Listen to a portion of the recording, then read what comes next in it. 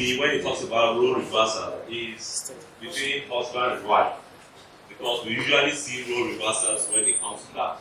Especially when the husband, for one reason or the other, economically or physically, is not able to perform his role of taking care of the family. The wife steps into it, and then there's that role reversal.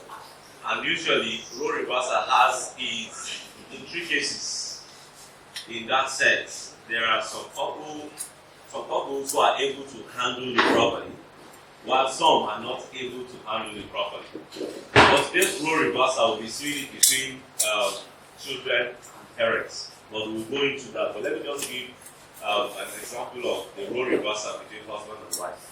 I know a couple in Jos that in those days when the banking job used to really be the in thing, there's this very young couple that got married, and the wife was working in a bank before they got married, and the husband was working in not a professional job anyway. So when they got married, his job had a problem, and the wife had to step into that role of providing for the family. And the husband graciously also does switch roles. So when the wife is dressing up very early in the morning to go to work, he is the one taking care of the children and doing the school runs, cook for them. When it's time to go and pick them from school, he does that graciously. And they have been together, I think, they should be their 15th or 16th year of marriage, and they still play that role, and you still see it smoothly. They may have their small tension here and there within them, but they are able to handle it properly, which should be, and I'm sure it comes out of serious communication and out of serious understanding. But today we will be dealing with the role reversal, as I said earlier, when it comes to parents and children. And we'll look at the intricacies and all the things that are involved in it. Because it doesn't just happen automatically. In our own world, in those days, it is automatic kind of. But these days that we are we are becoming civilized, let me put it that way, it's becoming more and more difficult. It is in the Western world, a story was told about a man whose father was old. And because of his wife's influence, he refused that the father stays with them at home. He was taking the father always to be in the old people's home. It's not very common here in Nigeria. So take them to the old people's home and they will go and stay there. And because of age, the physical system of the father doesn't function properly again. When he eats, the food falls over him and things like that. And they stained himself. He took time to clean him up and everything. And after he has cleaned him up and was about to go, everybody stood up and clapped for him because of that great thing that he has done. But he learned his lesson from his own son. So this is a scene setting for us to set the scenario for us for the discussion that we'll be having. Now, the discussion may not be straightforward as intended because it has a root. All of these things have a root on how the children are currently being raised. And that is where we will look at this thing. But to also take a Bible passage, Mark chapter 7, 9 and 13, to really show us that the way of life is not very far from it. The example of children taking care of their parents. And he said to them, you have a fine way of setting aside the commands of God in order to observe your own traditions. Go ahead. Continue. For Moses said, honor your father and your mother, and anyone who curses his father or mother must be put to death. 11. But you say that if a man says to his father or mother, whatever else you might otherwise have received from me, that is Korban, that is a gift devoted to God, thus you nullify it. Then you no longer let it go.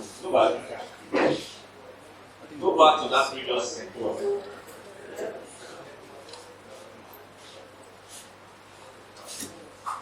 This is 11. let me read it for you so that I'll flow very well. Now he says, that's Mark chapter 7. Yeah, 7 from verse 9. On verse 9. Okay, good. So let me read it from here so that at least I'll have a flow. From verse 9, and he said to them, you have a fine way of setting aside the commands of God in order to observe your own traditions. For Moses said, honor your father and your mother, and anyone who curses his father or mother must be put to death. But you say, if a man says to his father or mother, whatever help you might otherwise have received from me is common, that is a gift devoted to God, then you no longer let him do anything for his father or mother, thus nullifying the word of God by your tradition that you have handed down, and you do many things like this. Now, what I'm trying to bring out is the fact that it is expected, God expects that in that command to honor your father and your mother, there is that, in it is intrinsically stated that you will take care of them when they are older. That is what that passage says. Because Christ was trying to tell them that in that honor your father and your mother, there is a tendency there that when your father and mother are older, they may not be able to do the things that they were doing. So it's expected that you take care of them. But the Jews have a way of doing their own thing. So this is kind of setting the scene for us to discuss our topic today. As a way of introduction, from our text, there's an expectation from God to children to take care of their parents when their parents are older. We have a very typical example within us here, who our sister is doing so graciously according to her name. However, that transition can be a bit tricky in God's handling. Imagine that somebody who is so strong and serious and doing things, all of a sudden the person is weak. I remember I would always give this example. The closing days of my father's life, a year or a month, some months was I was the one taking care of him. So I'll look at this very energetic man that I would call him that time. Very energetic, and then all of a sudden he's not able to do things by himself. Sometimes when he wants to do something, I will have to be the one to stop him from doing it. I'll look at myself and say, hey, my father, the one that his voice alone is enough to send shivers down your spine. Yet, he has come to that age when he's not able to do things by himself. So I have to do it for him. Now, sometimes I can see that frustration in his face. That this thing that he can easily stand up and do by himself, all of a sudden he's not able to do it. Now that transition can be a bit tricky. And both the parents and the children must understand that. Now, by definition, role reversal is a time referring to a situation where, because of age, parents are not able to perform certain activities of daily living, and their adult children, sometimes unfortunately, even their children, not just the adult children, the young children step in to perform those functions. Now, as parents age, they lose functionality in a number of ways, as stated, such as memory loss, physical strength, and sometimes is very obvious is the physical strength part of it, and sometimes even declining sense of hearing and sight. The sensitive part of this reality is the fact that there's a change in power. As I said, there's a power shift. All of a sudden, a father who used to determine what happens in the house becomes the one that will now be controlled. He doesn't have that power again. His children are so much adults now that they are now being the one in charge. Now, if it's not handled properly, both from the parents and the children, there can be a situation of conflict. Especially for the father, it may be tied to his own self-respect, and for the children, it may not be emotionally ready to handle such challenges. But even in all of this, there's a lesson for both parents and children. That's what we are going to discuss. At a point in time, each one of us here was once a child, or may still be a child, and also a parent. And these are realities that we have to face and we have to handle. So for parents, we need to realize that God has been using our children to teach us from the beginning how we ought to handle this kind of situation. Because raising children actually shapes us in three different ways that they may be born with, but we consider three different ways. Now, this looks like talking to parents. It's kind of interwoven because it's also talking to children as well. Because as I said, remember the first story that we talked about, the young man, his own son taught him a very valuable lesson. Now you are teaching me how to treat you when you are older. That's a very valuable lesson from his own son.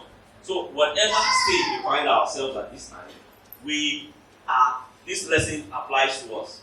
But as parents, raising our children teaches us character and service over comfort. It teaches us how to handle anger, and it teaches us what really matters. So this is the next 72 minutes that I have. We will be looking at these things gradually. Now, in terms of character and service over comfort, raising children teach us very valuable lessons when it comes to character and service over comfort. You agree with me that there are lots of times that we want to, the things that we do for our children are not convenient, but we just have to do it anyway. And by doing this thing, we are also teaching them. By doing this thing, we are teaching them. In my stage, when I was looking at this, I said, wow, am I the best place to take this topic? But when I was preparing it, I also saw that I thank God that I stumbled on this topic at this time in my life. Because I'm at the middle, I'm at the transition. Yes, I'm a young parent, but also I'm also a child.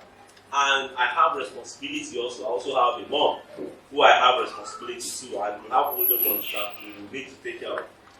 Now, our material inclination in raising children is to make life as easy as possible for them. Sometimes we tell ourselves that, because of what I have gone through, I don't want my children to go through that. And some parents do it to the extreme. To the extent that you spoil the children, let me put them with spoil. And let's know that whatever we are planting in these children will determine how they will treat us. Because if we don't make them responsible at this stage, then when we need them to become responsible, they will fail us. And that is why it's very important. So, in trying to make them to ensure that, my child, the things I went through, I don't want my child to go through those things, we will now overdo it in such a way that will make them lose that sense of responsibility. All we want for them is to be happy. So we become hypervigilant. Sometimes we don't want anything to happen to them. We don't want them to take steps.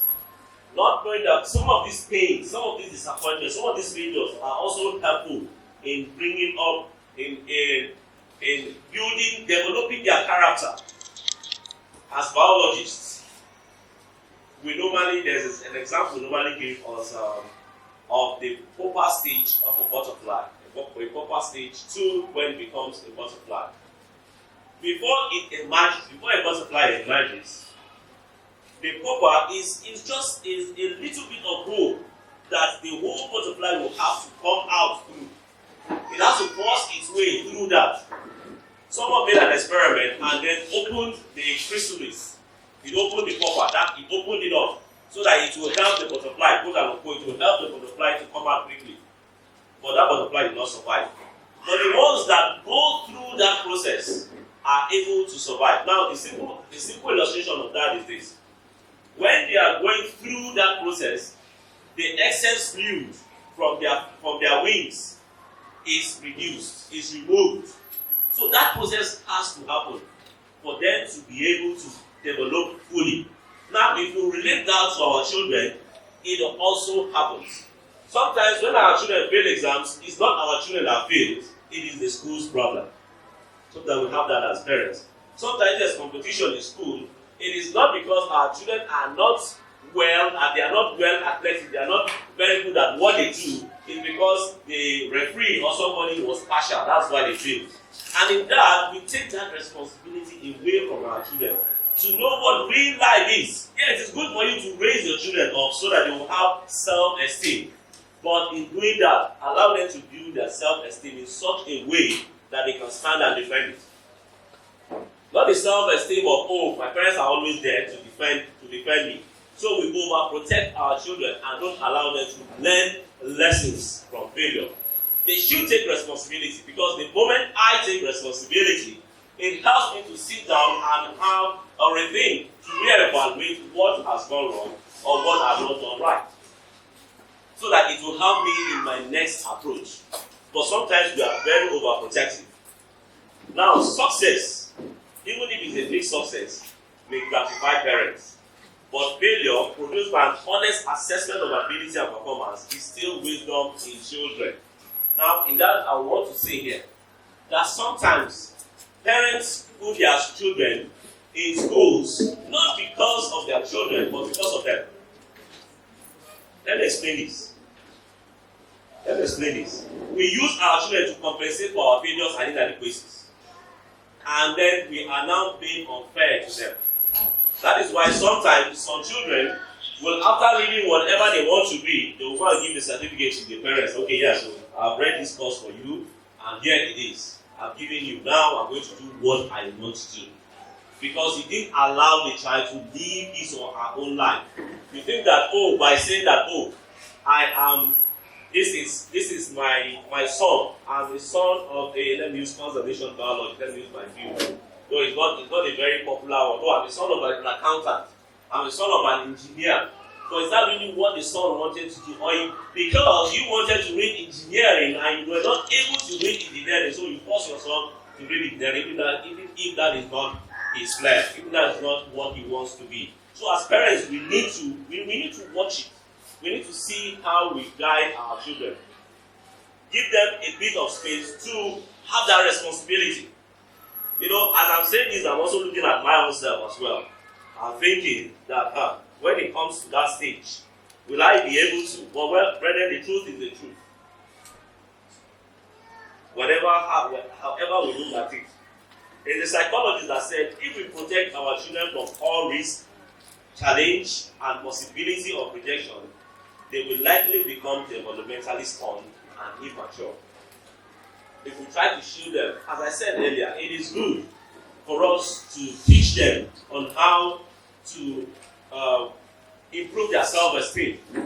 But let us do it at the detriment of their own developing that self-esteem from within. And sometimes I see as adults, some young adults, when they grow up, they are more comfortable. Their confidence is from the things that they have around them. So that if any of the things around them is gone, then they become so feeble, they become so vulnerable. The confidence should come from within, so that whatever happens from without, that will give them this, it doesn't matter, to give them the stability from within to be able to bounce back and bring about whatever thing. And that is why a child is able to withstand bullying. And that's why for me, I encourage that instead of rushing our children to, they may be intellectually sound, but they may not be emotionally ready to be exposed to some situation that will put them at a very difficult situation. My own philosophy, my own philosophy is that a child should grow at his pace. The child may be very intelligent, may be a genius. Maybe at 12, the child is ready to go to the university. But if you put a child of 12, because he has the intellect to go to the university, but he doesn't have the ability, the moral ability. I know this is quite debatable, but sometimes the child will be so intelligent, you want to push him to the university, he goes to the university, but the pressure around him will not make him cave inside. His intellect may not be able to withstand the pressures around him. It's quite debatable, as I said, but it's something that we need to think about as we want our children to progress. And some of these things, as I said, is not really for the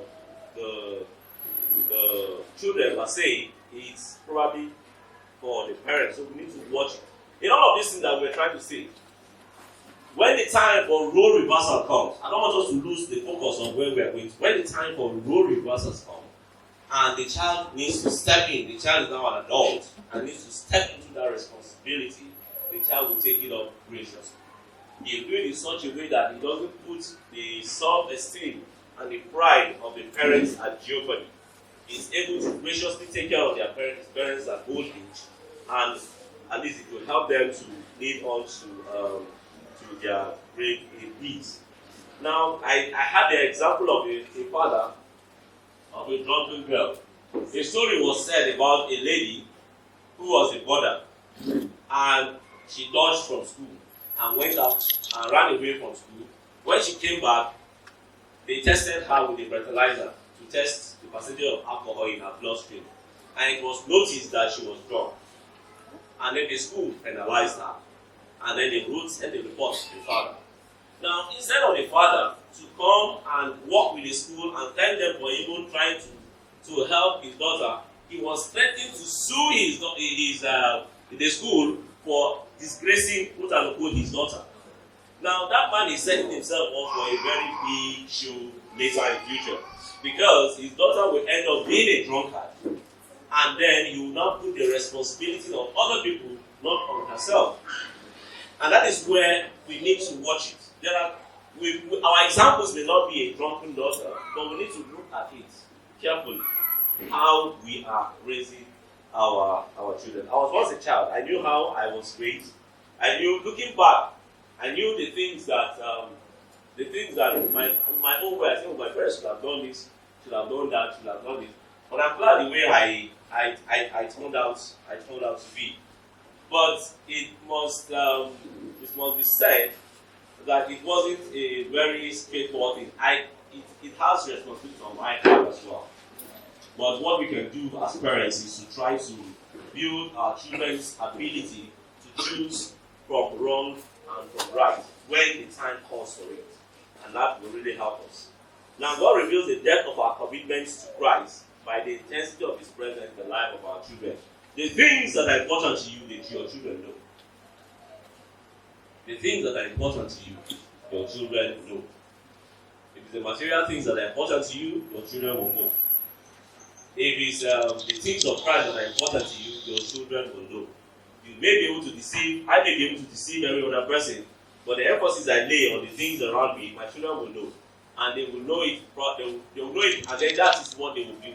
That's the quiet lesson that they will be imbibing. Not the ones that I'll be shouting and be saying. Okay? And we will see His presence in them if they learn the truth without failure and how to deal with it in their own lives. If they are trained to place service over comfort in their families and society, and if they are allowed to suffer the normal setback that happens to everyone in this life. We will not always be with our children. They will have to go out there, because our parents, we are like their backstop. When they go, the world hits them hard. They come and find comfort, and we analyze the situation with them. We say, don't mind them. That is their problem. It's their fault. Instead of sitting down and saying, okay, no, you didn't do this right. You didn't do this correctly. Okay, yeah, this thing. So, but then you analyze it, approaching the world. You'll be able to have a good analysis of what is happening. Instead of saying, it's always their fault. It's always their fault. Now, when we don't make our children take responsibility, when we need them at our old age, when we need them, then they will not take that responsibility. Now, we've seen a lot of adult children, let's put it that way, adult children who are so irresponsible that they don't take care of their parents. Now, I'm talking about normal distribution. In biology, we have what we call the bell. There's 5% that are on the extreme, another 5% that are on the extreme. We're talking about the 90% that are always in the normal distribution. Normally, a normal child raised with this sense of responsibility will take care of their parents. I'm talking about the normality. Because I'm sure we have some examples of children who were raised well, but in spite of the way they were raised, they still have the tendency of being delinquent, despite the fact that they are adults. Parents do not want their children to struggle, but in allowing them to do so, we permit God to work out the character of Christ in their souls. This is hard for us as parents, but eventually brings joy to our children. Yes, it is difficult for us to see them struggling. There are normal struggles. For instance, when my son comes with assignment, when he comes home and brings assignment home, I'll look at it. If it's assignment that is more than his age to do, I will not do assignment. I will not pay school bill and be doing assignment. Come home again and be doing assignment. No. I will look at the assignment. If it's not able to do it, and it's not something that they've explained to them, I'll write a note back to the teacher. It's possible that this child of mine has not really understood this. Can you explain it further? But if it's something that he can do, I will let him make effort. I will sit down there and guide him. Let him make the effort. I will not sit down and do his assignment for him. He will be the one to do his assignment. He has to take that responsibility. So it starts right from time. He has to take that responsibility of doing. There are some things that they ought to do by themselves. Very easy. Now we are having a debate between my wife and I. My son Manuel to me is quite when he stands the battle, he's almost my height. So my wife wants me to be bathing him. And I told her that when will he start bathing himself? So I normally force him to go and do it. So we now have to strike a balance. That's okay. You bath and dry by himself. Then in the daytime, I will bath him. So that we'll have that. But my own concern is this. If we continue, he will become so dependent.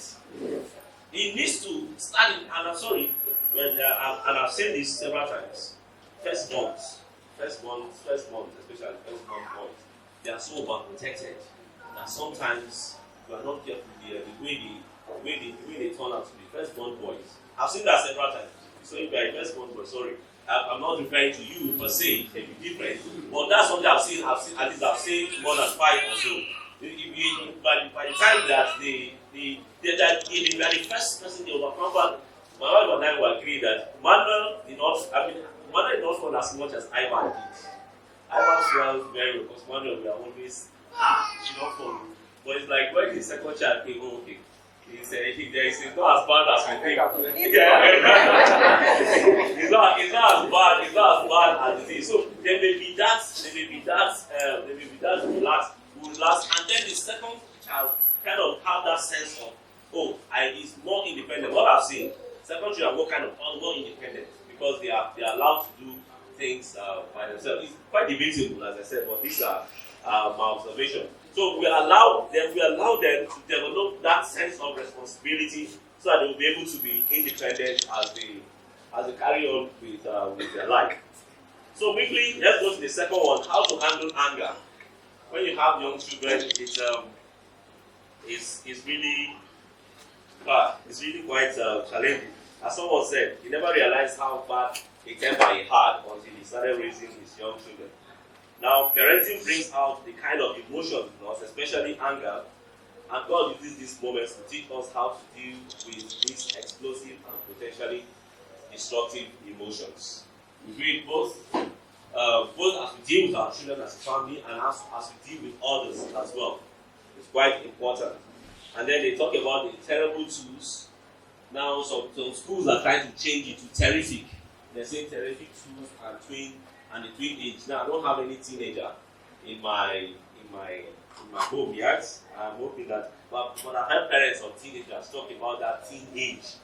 But something that helped me with that teen age from my own life is that I had an older mentor who taught me some things that I was able to leapfrog the teen age. Though I had the challenges of the teen age, I would have been a drunkard in the teen age when I was 13 or 14. Now let me give the story. When I was 13 or 14, 14 or 15, there was this girl I thought I loved as a young man, but I didn't have the courage to talk to her. So my friends that were so confident that were around me said, if I take this G and W, the small one, green and white, it's the Chanel. People at that age, when they say if I take it, I'll be able to say whatever thing that is in my mind. I'll just pour it out. I'll just say it without order. I'll just say it and everything will come out. And truly, because of the fear of what will make me at home, I didn't contemplate that I didn't take it. But if I had taken it, two things would have happened. I would have been able to say it at the end of the day. At the end of the day, what will happen? Okay, I have a girlfriend. What will happen at 15, at 14, 15? But that is reality. That's the pressure that happens. Now, the second that would have happened is that it would have destroyed my confidence as a person. Because for me to say anything that requires confidence, I will have to go back to my alcohol. Yeah, green and white. I'll go and take my green and white so that I'll be able to chat.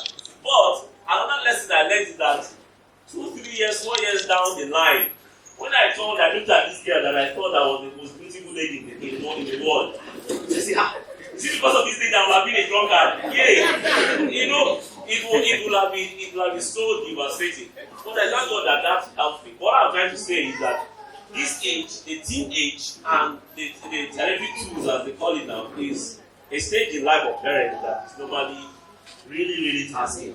For my two boys, I didn't really have that issue with them because it was kind of easy for their two. But when they say terrible tools, I didn't really experience that. But my daughter, she has a way of dealing with me. I think she's the one they call that she has a remove button. You will stop her from doing something, she'll be smiling and looking at you and continue doing whatever she's doing. She will just be smiling and be looking at you and be doing what you say she should not do. So I just wonder, and then you just wonder that you want to really stop her. But the thing is that we have to take charge. You have to stop it. If not, she will now turn and go. Whatever the world will now revolve around her. We shouldn't be. So we need to watch that as parents. Okay? So, and then there's breathtaking ingratitude. It happens also in our children sometimes. All of the things that we think that we are doing for these children, they think that they just display ingratitude. And there's disobedience and there's defiance. Some children are just, no matter what you do, no. But when we were in church, there was one man, a brother, was a military officer, a very high-ranking military. I think he was in the Air Force. He was in the rank of lieutenant colonel at that time. The equivalent of lieutenant colonel. His son, he was so mad with his son that he wanted to beat his son. He took, I think, a rod or something, but in the process, he broke his hand. His own son. You can imagine how much disobedience and how much defiance that son has been for the father to behave like that. And there are times whereby the children have some dangerous behavior and foolish conduct that make the parents very angry. Now, in the material I consulted, that men are the worst in dealing with such situations. We normally burn out as men in trying to deal with our children. But on the other hand, they said women are more gifted in handling some of these things. I don't know how true it is, but it may be that women, on the other hand, are more adept at handling complex emotional and tends to express their frustration as a type of woundedness. For example, and this is what women normally do, and especially for my mom. There was one day that me and my younger brother got into an altercation, and all my mom could do was just to sit down and cry. That thing, out to today, I say, when I think about it, it breaks me.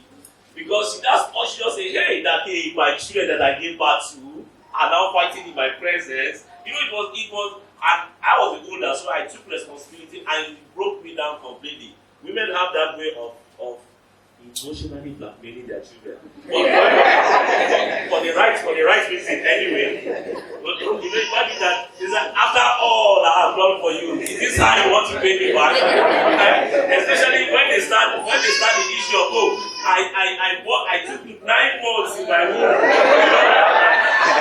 I want to say such things. If you have any sense of responsibility at all, you start finding yourself breaking down. So that is, they get the job done and they make their children to ensure that they do the right thing. So it's something that really happens, and then we need to look at it carefully. So learning to deal with anger is a school. Our children consume the homework. Our mixed emotions consume our textbook, and the character that results from that reveal our final grade. So, in dealing with parental anger, as we handle anger as parents, the principle normally applies that our anger must not be done in such a way that there are the angers that, just like the example here of Christ and that of Moses when he was angry with the children of Israel, there are some angers that are good, but we should not go beyond the one that Saul exhibited when he was very angry with David and tried to kill him. So our anger should be slow. We should be slow to anger, so that when we are angry, you know that we are angry. We should have time limits according to Ephesians chapter 4 verse 26. And we should be able to control our anger because love abides in us. And we should be honest with our own failures as well. If we are honest with our own failures, the children will know. Especially we cannot be scolding our children for something that they know that we are also guilty of. So anger becomes a problem when we only use it to chastise and motivate our children, not ourselves. We also need to have a rethink of ourselves. Okay?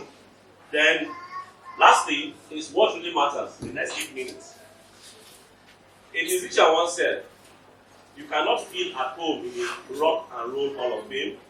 You cannot be hugged by the Rock and Roll Hall of Fame, and you cannot have children by the Rock and Roll Hall of Fame."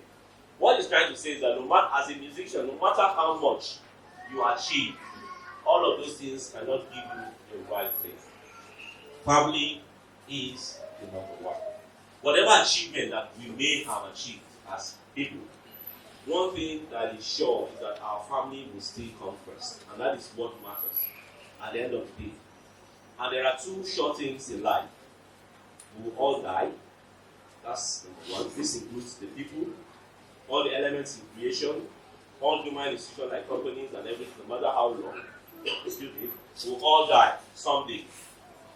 So if we know that these things have time limits, how are we going to relate with them? Are we going to sacrifice the important things for the things that are not important? And we will be forgotten. No matter how well we do, someday, no matter how long we live, someday we will be forgotten. Except if we did something very exceptional. Well, Abraham Lincoln is still being remembered today, but is one amongst the millions and billions of people that have lived through this life. Very few people are being remembered. Yes, we want to be remembered, but even in that remembrance, we will not be at the detriment of the things that matters, because we will be easily forgotten. And yet, despite the fact that we know this to be true, why is that we invest heavily into things that will surely pass away? And as I said, the things that are important to us, our children know. Not the things that we project that are important to us. The things that are really important to us. If we live our life that there is no death, or we build and work and save as if this activity will actually mean something after 100 years. When you see, I was thinking about when Volkswagen first came out. Volkswagen, what they call Beetle, when they first came out, it was like, wow, if you have this one. And then you talk about the Peugeot SL, or when the SLR came out as well. It was like, wow, this is the in thing. But GL, you have all of those models that Peugeot used to bring out. Because someone said, once you graduate there, I think it was 5,000 naira also. Once you were given as a graduate and everything, it looked like, oh, that is the one. But now, when you see a Peugeot that is moving, you see that the one that is a relic, or is part in someone's garage, or someone has really consciously took time to take care of it. But in those days, it used to be the in thing. So whatever it is now, give it 2, 3 years, 5 years, 20 years, depending on that thing, it will wane. So we need to prioritize and do things right. Thankfully, our children, through our children, God is connecting us to the reality of passing times. Actually, even for me as a young parent, I see the reality of passing time. I see that, because sometimes my child comes up to me and they ask me, where's grandpa? I say, well, grandpa is no more. And I don't want to tell them that grandpa is dead, because what that means is that when grandpa is dead because he's old, that means when I'm old, I will also die. Manuel is very emotional, so he will just start crying. So because of that, I try to find a way of just saying, well, grandpa is in heaven, and then just try to paint it that way. But that's the reality of life. It shows that the children today become the parents tomorrow. When I lost my father and my friends around me started losing, I sat down and I told them, when I go to them, I said, well, this clearly shows that we are becoming the parents. And that is why we are losing our parents. And that is the reality of life. Even if our parents are still alive, they will not have the ability to play that role as parents as they used to play. Because as we started, their ability was waning, and it's waning. Both physically, both emotionally, in terms of their memory and so on. And that's where we step in as parents. But for the children to be able to step in, we as parents play that role now, must have inculcated these important things in them, so that it will be easier for them to handle you when you are older. It will be easier for them to handle you when the roles are reversed. When the parents become the children, and the children are now the parents. We once were children and now are parents. With the children will become grandparents very soon. Welcoming our children's children. This is Sobering Thoughts. to enable us to clearly fix our soul's attention on what truly matters at the end of the day. Because it's very important for us to matter. For what matters. And what matters is to move our faith from our children to our children's children. So that we don't lose them. We instill our faith in them. And that's why it's very important, as I said. It's not about coming to church, saying it, but acting it. Because our children will know what is important to us. Are we able to pass our faith down to our children? Because as I mentioned, whatever we sow in our children, we will be the first recipients of it. We will reap it first. Will they be able to have the opportunity to take care of us, or the responsibility to take care of us? The insight into our own mortality that we gain from seeing our children being born and growing into maturity moves us to search for what is truly significant and what is valuable and what really matters. Sacred parenting calls us to focus our brief lives on what will create the most impact for future generations. We will soon be forgotten on earth, but remembered in heaven. And that should be our goal. Because after all this is said and done, as I said, we will have our children that will be our parents eventually. Because our children will eventually be our parents. And for the children who are listening to me, including myself, because I'm still someone's child, we should remember that your parents were once children like you. So it just takes time. You will also be in their shoes, expecting your children to take care of you. So it's a continuous cycle. So it is said that at the end of the rat race, the winner is still a rat. It doesn't graduate to become a cat. So let us put what is important, and let us help to inculcate discipline in our children and teach them some of these important things, so that when the roles reverse, we will be able to have children that will take care of us and will continue to build sacred families in Jesus Christ's name. Amen. So, I am sure it is a marathon kind of lesson. I wanted to finish everything before my time is up. I still have 1 minute. Alright, thank you for listening. Any question or contribution?